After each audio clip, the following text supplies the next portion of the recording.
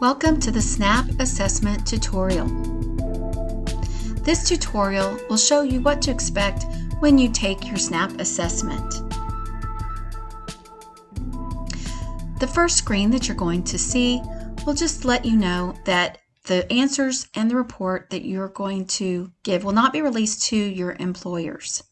All of the information that you give is completely confidential and the data is secure. The data that is released to your employer will be de-identified and aggregated, so it can't be pinpointed to you as an individual. You'll be receiving a report after you take your assessment that will be emailed directly to you with recommendations and suggestions that will help you to be more efficient and productive in your work. This assessment will take you 10 to 15 minutes to take. And all of the questions will be optional. You can skip any that you choose not to answer. If you'd like to start and stop, that is an option, so you can come back to your answers later. On the front screen, you will need to answer these two questions, your name and your email that you want your report sent to, so that you can get those recommendations emailed directly to you. So be sure to put your email correctly so that you get your report directly sent to you with your recommendations. The second screen is going to ask you to agree to taking the assessment, and you can view the privacy policy here. So your personal data will be de-identified before it is put into the For All Abilities database. That means it can't be pinpointed directly to you. So if you agree, then you can continue. Be aware that the staff of For All Abilities will be able to view answers, but again, this data is kept completely secured and is confidential. So in order to complete your assessment, you'll need to agree and then continue.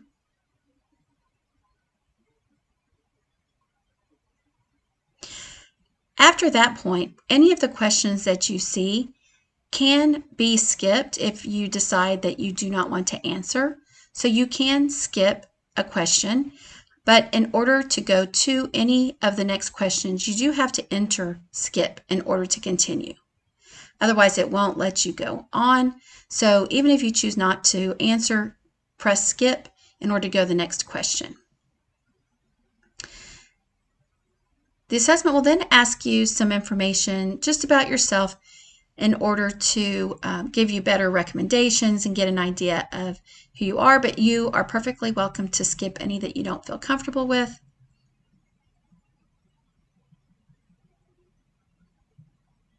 Then you'll be asked questions about how you like to work, what kinds of tools you use in your workspace, and the kinds of places that you work. So this again gives us better information in order to make particular recommendations for you.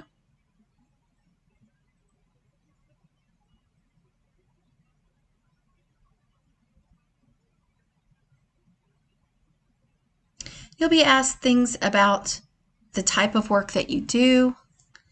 Again, the more honestly that you answer, the better suggestions and recommendations that we can give to you in your customized report. On questions like this, you can choose up to 3, so this won't limit you in terms of the number, any up to 3.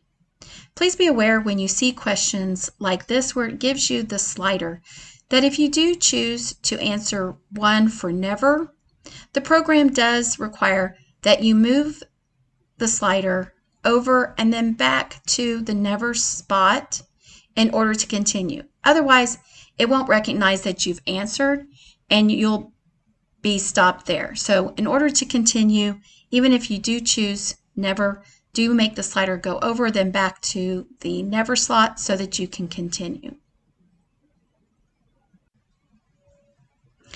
As you move through the questions, please answer as honestly as you can in order to get the most from your assessment in your report. And do remember, if you're using a handheld device, you may have to scroll down at some points in order to see the next button to continue. If you don't answer, it will give you this prompt. So you must answer something in order to continue until the end of the assessment.